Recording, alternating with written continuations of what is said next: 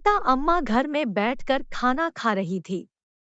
तभी अचानक घर के बाहर आकर एक कुत्ता भौंकने लगता है।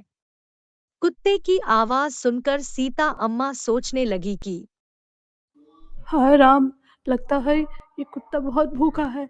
मैं इसे एक रोटी दे देती हूँ। और सीता अम्मा कुत्ते को एक रोटी दे देती है। कुत्ता रोटी खाने लगता है।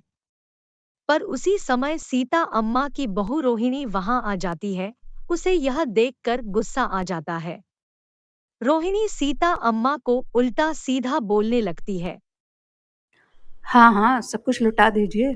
सब कुछ दे दीजिए इन कुत्तों को। हमारे पास तो जैसे दुनिया भर का खाना है ना। ये कैसी बातें कर रही हो रोहिणी? ये तो बेबस जानवर है ना। कुछ बोल नहीं सकता, ना कुछ मांग सकता है। इन्हें खिलाने से पुण्य मिलता है बहू। इस उम्र में पुण्य कमाकर क्या करेंगे आप? कुछ दिनों बाद तो मरना ही है आपको। इतना बोलकर रोहिणी वहां से चली जाती है। रोहिणी की बातें सुनकर सीता अम्मा को बुरा लगता है। वो बूढ़ी हो गई है, तो क्या अपनी मर्जी से एक कुत्ते को रोटी भी नहीं दे सकती? कुत्ते ही क्यों, किसी भिखारी को भी रोहिणी एक पैसा भी नहीं देने देती। रोहिणी बहुत कंजूस है। रोहिणी की 4 साल की एक बेटी है। उसका नाम है परी। वह बिस्तर से उठ नहीं पाती क्योंकि वो बीमार है। बहुत से डॉक्टरों को दिखाने के बाद भी उसकी बीमारी ठीक नहीं हो रही थी। परी, आज तुम्हारी तबीयत कैसी है बेटा? अच्छी नहीं है माँ। रुक जा, मैं तेरे लिए कुछ खाना बना के लाती हूँ बेटा। नहीं माँ, मेरा कुछ भी खाने का मन नहीं कर रहा है।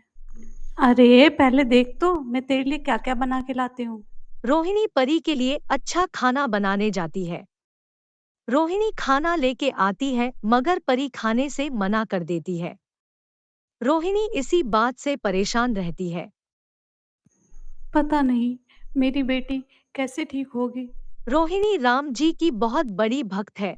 वो हर रोज मंदिर जाती, मगर वो इतनी कंजूस है कि भगवान को चढ़ाने के लिए फल का सिर्फ एक ही टुकड़ा लेके जाती। हे राम जी, अपनी कृपा हमेशा मुझ पे बनाए रखना। मेरा घर धन दौलत से हमेशा भरा रहे और मेरी बेटी परी को जल्दी से अच्छा कर दो। कंजूस औरत, थोड़ी तो शर्म कर।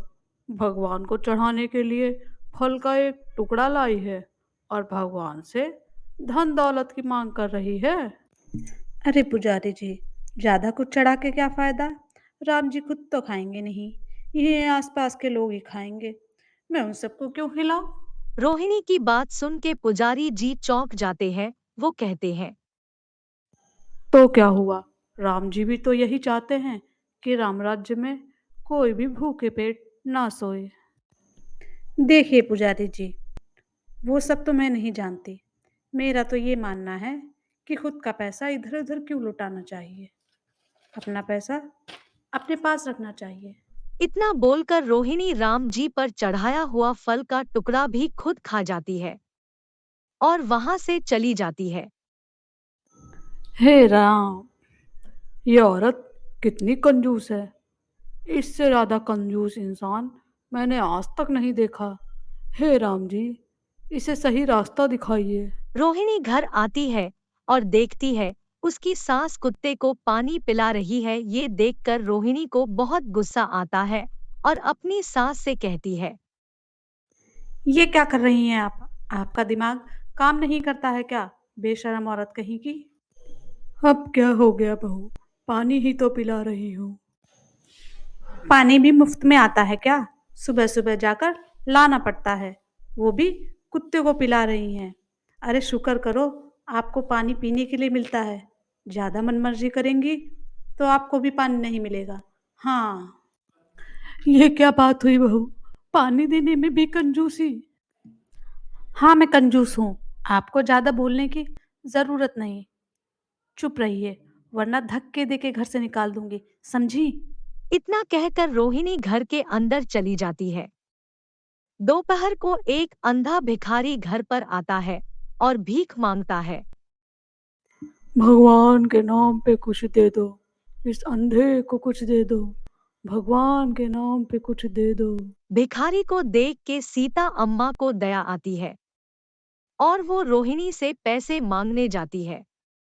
सीता अम्मा रोहिणी से कहती है, बहू, कुत्ते को तो तूने खिलाने नहीं दिया, मगर एक अंधा भिखारी आया है, उसको कुछ पैसे दे दे। पैसे क्या पेड़ पे उगते हैं? उसे बोलिए खुद पैसे कमाए। अरे बहू, वो बेचारा अंधा है, वो कैसे काम करेगा? वो सब मुझे नहीं पता। मैं एक फूटी कौड़ी भी नहीं दूंगी। भाड़ में जाए वो और भाड़ में जाओ आप। सीता अम्मा रोहिणी के कमरे से चली जाती है और अंधे भिखारी से कहती है, माफ कीजिएगा, मेरे पास आपको देने के लिए कुछ भी नहीं है। कोई बात नहीं, भगवान आपका भला करे। इतना बोल के वो भिखारी वहां से चला जाता है। सीता अम्मा को बहुत बुरा लगता है, उसकी बहू रोहिणी की कंजूसी अब सीमा से बाहर जा रही है। हे राम जी, मैंने बहुत से कंजूस देखे, मगर इसके जैसा कंजूस मैंने जिंदगी में नहीं देखा। हे राम जी, कृपा करें, मेरी बहू को सही रास्ता दिखाएं, उसे सद्बुद्धि दें। उधर रोहिणी अपने कमरे में सो रही है और नींद में बोल रही है, हे राम जी, मुझे खूब दौलत दीजिए, खूब सारी धन दौलत दीजिए। उधर रोहिणी के सपने में राम जी आते हैं। रोहिणी, तुम हमेशा मुझसे धन दौलत मांगती रहती हो, मगर असली दौलत सबको नहीं मिल पाती। मैं तुम्हें सब कुछ देने के लिए तैयार हूं, मगर उससे पहले तुम्हें गरीबों की मदद करी होगी। कल सुबह से जितने भी भिखारी तुम्हारे घर आएंगे, तुम्हें उन्हें कुछ न कुछ देना होगा। यही मेरी आज्ञा है। ये बोलकर भगवान राम चले जाते हैं। रोहिणी की आंख खुल जाती है और वो सोचने लगती है, ये क्या देखा मैंने? भगवान राम मेरे सपने में आए, मगर ये कौन सा आदेश दिया उन्होंने? इससे तो मेरा जमाया हुआ सब कुछ खत्म हो जाएगा, सारा पैसा खत्म हो जाएगा। रोहिणी सीता अम्मा के पास जाती है, उन्हें अपने सपने के बारे में बताती है। सब कुछ सुनकर सीता अम्मा कहती है, जय श्री राम। ये तो बहुत अच्छी बात है बहू। अच्छी बात है? घर का अगर सारा पैसा खर्च हो गया तो हमें भीख मांगनी पड़ेगी। अरे बहू, भगवान राम जी का आदेश है, वो तो मानना ही पड़ेगा। हाँ, वो तो मानना ही पड़ेगा। और तू चिंता क्यों कर रही है? कल पूरे देश में हड़ताल है, ज्यादा लोग घर से नहीं निकलेंगे। ये सुनकर रोहिणी खुश हो जाती है। आखिर हड़ताल के दिन कोई भिखारी कैसे निकलेगा भीख मांगने? और अगर एक दो आ भी गए तो क्या, कुछ पैसा देकर भगा दूंगी। इसी तरह भगवान राम जी का आदेश मानना भी हो जाएगा और मेरा पैसा भी बच जाएगा। अगले दिन सुबह रोहिणी घर का बाहर एक एक खड़ी हो जाती है। वो डरती है कि बीएस ज्यादा पैसे न देने पड़े।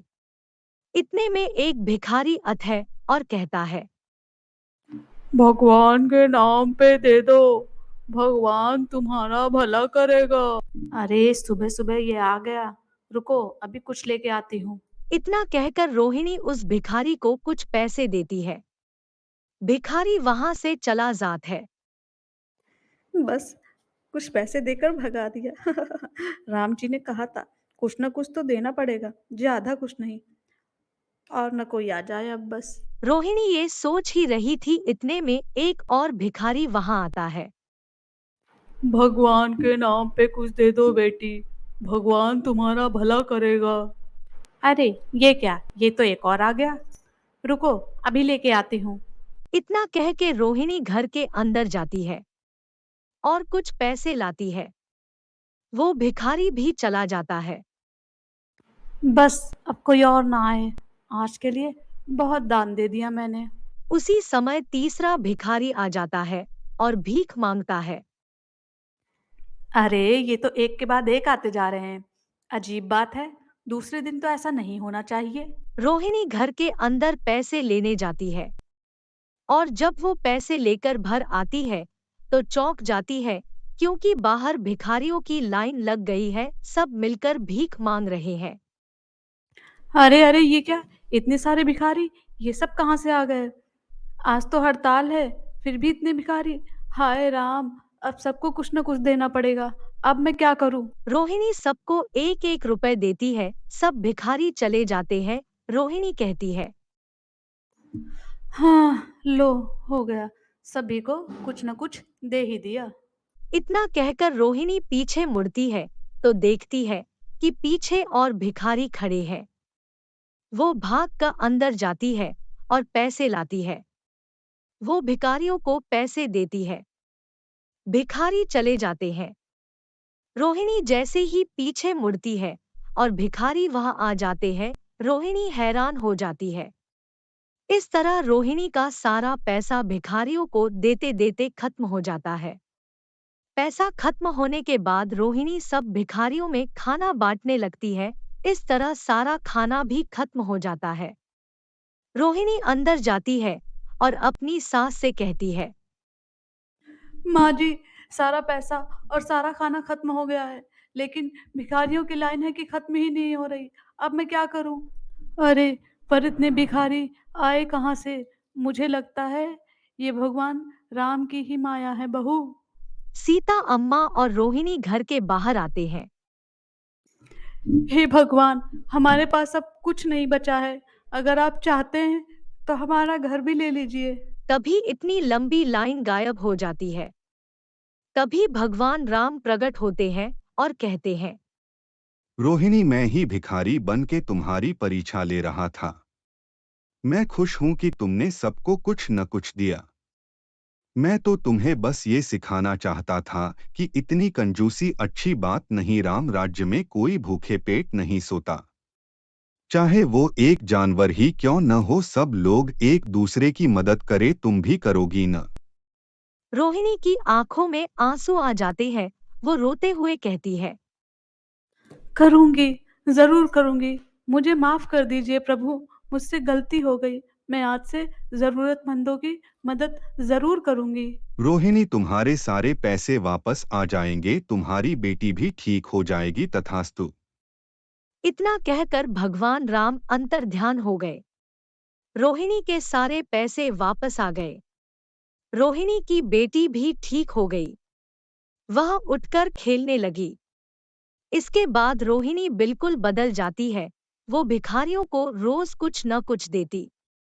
सीता अम्मा इस बात से बहुत खुश होती है। अगर आपको हमारी कहानियाँ पसंद आ रही हो तो हमारे चैनल को लाइक, शेयर एंड सब्सक्राइब करें।